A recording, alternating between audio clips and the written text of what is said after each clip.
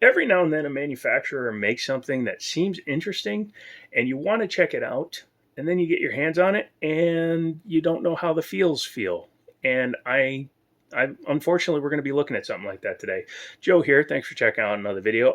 One thing you need to know is I am not beholden to any manufacturer of any product that I review or check out or do anything with here on the channel. So if I get something that's a little bit questionable, I'm going to tell you straight up. So please understand that. If you don't like that kind of stuff, feel free to look at somebody else. I'm not a fluffer. I'm not just going to tell you it's the best thing since sliced bread. I'm going to give you an honest opinion from a would I buy it standpoint that does make me a little bit different from some of the other guys because they're A, trying to show you how good a shot they are, B, how intelligent they are, C, how big their swinging bing bongs are, and I'm not like that. So feel free to leave a comment. Let me know if you like that kind of video because I'm going to continue doing it. A little bit of a side, my healing is going well, so I'll be getting it back to the range hopefully within the next week or so. So look forward to some more range videos. But today we're taking a look at something I made a short on last week. This is a Savage.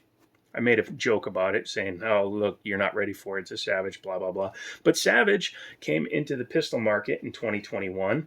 And honestly, it kind of came out at the wrong time, just completely honest. You have guns like the SIG P365 and the X, the XL, all those guns. You have the Springfield Hellcat. You have the Taurus GX4.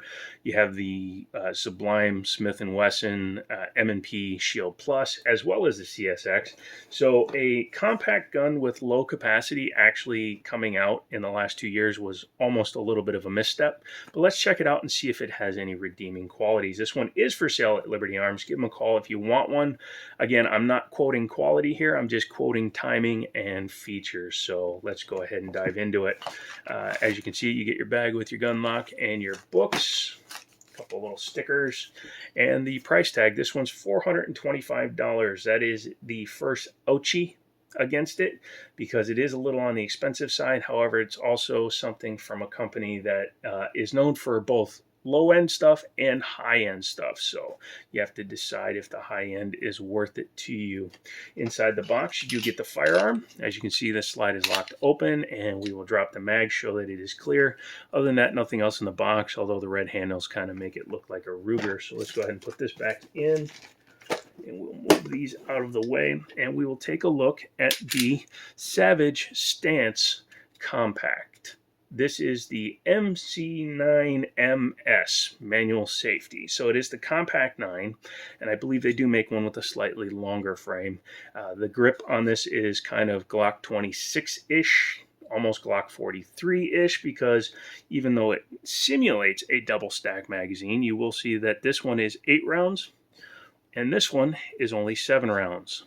And again, it's about the size of a Glock 43. That's actually about the size of a Shield mag, which was a little bit funny. But you get one flush fit, and you get one that's a little bit extended, which is the one I would prefer because I have big chunky hands and I need to hold it that way. Looking on the outside, one thing I do like is the texturing, which pretty much goes all over it, and it's very, very aggressive, but not super cutty, so a little bit Taurus-y feeling, so that's nice. No pick rail up front, so no lights, lasers, bazookas going on this gun, but that's okay. This isn't really something that you would want to EDC anyways. It's a little top heavy, and again, I want to say nice things about the gun, and I will try to find a few things, but we may be hurting in the approval department, and I do apologize. The back strap is checkered, a little bit of a hump to it, feels decent. The undercut is quite small on the trigger guard. It is what it is. No trigger safety, so if you were to get it without the manual safety, it would be like a SIG 365 with absolutely no safeties. It is ambidextrous, and it does work both sides, and very definitive. Slide lock slide release is on both sides. It's a very small slide lock slide release, and your mag release is also ambidextrous. However, maybe this breaks in over time. You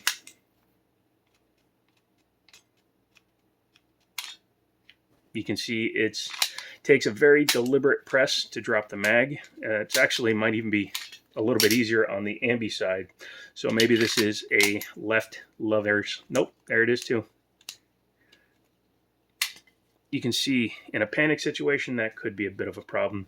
Has a 3-dot sight arrangement, high-vis front-ish. They aren't night sights or anything. It's just painted orange in the front to contrast the whites in the rear, which is funny because it's kind of like that Buffalo BRG9 we looked at earlier in the week here. Savage arms. Savage likes putting their name on it. Savage, Savage, Savage. So you definitely know who it is. I'm wondering, though, looking at it, doesn't say imported, so maybe it isn't. You will also notice that the proportion is a little bit off. The height overbore, you can actually see the whole barrel through the lightning cuts in there, and you can actually see underneath the chamber. This kind of reminds me a little bit of the Gerson I looked at, that weird MC20 whatever it was. I think it was an MC28. Super high bore axis, which doesn't make any sense, at least not in a new production firearm. Again, sorry, I can't find a whole lot good to say about this guy. It is a striker-fired trigger, and it is single action. The trigger pull actually isn't terrible. It's a little stiff, but it doesn't have a lot of junk in the pull. You can see it just kind of goes to the wall, and just that little extra and breaks. Reset is pretty much back to the wall. Not much in the tactile, but you can definitely hear it, and again, just goes into the next shot. This cut is a little bit odd because it's a compound cut. So it comes straight, and then it drops into this cut, then it comes down and it cuts again down here. Then it comes to the front, and you have a cut there that doesn't coincide with anything up here, because this comes forward and then it's completely flat, but it's actually trapezoidal going up, and it's wider at the top than it is at the bottom. This is getting into Taurus curve territory here, guys. These slide serrations are usable, but they're not very deep, and they're, I mean, if you had oil on this gun or you had wet hands, you might have a problem grabbing it. The front slide serrations are actually better because of the lightning cut. Makes it easier to grab. Yeah, let's go ahead and pop it apart. See if we can find anything redeeming with the build quality inside. In order to do that, lock it back, check it, make sure there's nothing in it. Not all my videos are bagging on a gun, but much like the DB9, this one,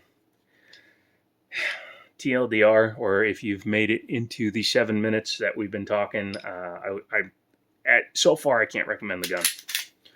Taking it apart, let's go ahead and take out the guide. Wow.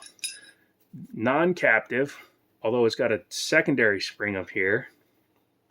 What a weird design that is. You think they would have made that captive as well. It does flare out, so make sure you pay attention to which end was on the guide rod so that you don't lose that. I don't know what this is all about. This is overly complicated. Doesn't need to be that way. Taking a look at the barrel, that's just your standard tilting locking action. Looks like it's an octagonal cut. You can see how it's squared on the end there, so the rifling actually is cutting the shape of the barrel. And it looks like it's an inserted sleeve in the barrel too. So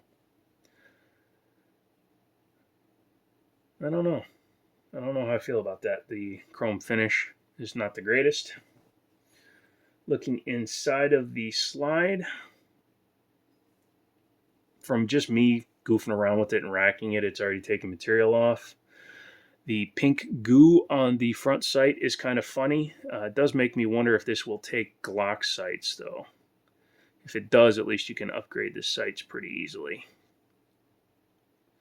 And again, you have air gap there in the rear sight, so it's not even correctly chosen for this gun.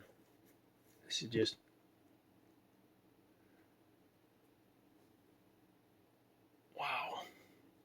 Sorry, this is getting worse. If you look really closely, this side of the barrel hole is closer to the edge than this side. It's not even centered.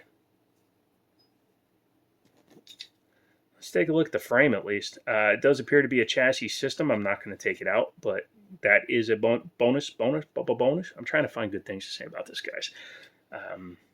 Yeah, so if you were to have better frames or a different frame or a bigger frame with better mags, you could at least swap that out. That does work in your favor if you live in a state that doesn't allow or makes it difficult to own more than one firearm. At least you could just register this one chassis system and put it into another firearm. So there you go. They copied SIG. So that's a good thing. I'm very disappointed in this gun so far, guys. I'm definitely not going to recommend it. Yeah, it's very difficult to see. This edge is thinner and it's cut back versus this edge, which is a little bit straighter. Wow. Go ahead and put it back together so that I can stop talking about it. It's straight up reversal. Make sure the spring goes in there.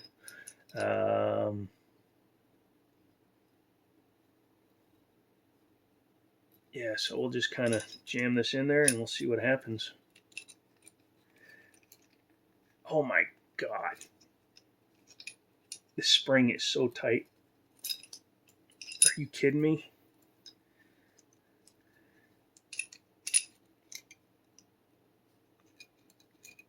Oh, Jesus Christ.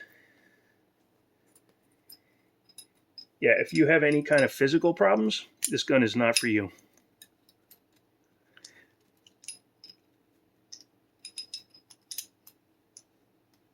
Holy shit. I'm going to come right back. Okay, after putting it back together, you can definitely see how it's not centered. More room on this side than this side. Where the hell's your quality control, Savage?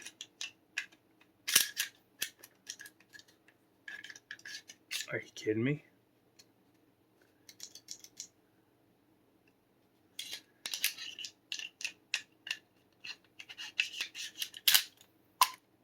Oh, yeah, that feels really good there. Hold on a second. If you are unfortunate enough to buy one of these, you have to make sure that the flat edges are on the side. Otherwise, the gun will not go back together the correct way, which could be a benefit. You won't know until you try. Wow. You can pretty much guess what I'm going to say about this gun. I normally would say, what do I think about it? I'm never going to think about this gun again. If you want one because you're a Savage boy or a Savage fanboy, I get it. From a purely usable standpoint, if you have any kind of strength issues or nerve damage like I have, that disassembly, reassembly is not good. The fact that the barrel is offset to one side, the fact that you can see under the chamber when the gun is fully assembled, all of that is bad. So I will not recommend this gun. If you want one, you can buy one. I'm not going to stop you. But much like a couple other brands that I've talked about on the channel before, you will not be seeing a Savage come on this channel again. And you're like, oh, well, you're supposed to be a reviewer. No, I'm not. I'm somebody looking at guns like I'm going to buy them or not buy them. For $425, I would rather buy 3 high points than this gun. So that's it. If you really, really have to have one, Liberty Arms has them, but not recommended. I'll talk to you guys later.